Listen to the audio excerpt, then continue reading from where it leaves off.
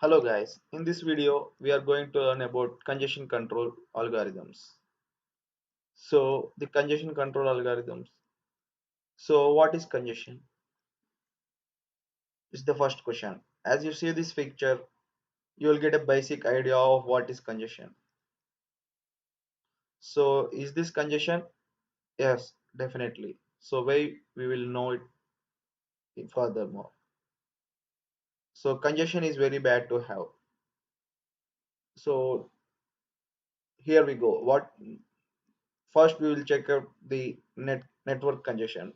Network congestion is similar to like a traffic jam. So to get a better understanding, let us consider this graph. On the x-axis, we have represented with the packet sent in a network, and on the y-axis, we have represented it by packets delivered in a network. So as you see in the figure, as the number of packets sent increases, the delivery rate will get decreased. After a certain range, the delivery rate will become very less because the network will be very congested with the number of packets being sent is more. So too many packets present in a part of a network causes packet delay and loss that degrades performance. This is called congestion. So approaches to congestion control. There are mainly two approaches that are available that can control the congestion, which are increase the number of the resources or the decrease the load in the network. The presence of congestion means that a load is greater than the resources that a part of a network can handle. So approaches to congestion control. So we have two types of approaches that we can use to control the congestion. They are the faster and the slower. The faster one is the reactive ones and the slower one are the preventative ones. We have two faster approaches such as traffic throttling and load shedding, and three preventative approaches like network provisioning, traffic aware routing, and admission control. So what is meant by network provisioning? To have a backup routers available is an example of network provisioning. The basic premise is to design a network ahead of time that is well matched for the traffic it will carry.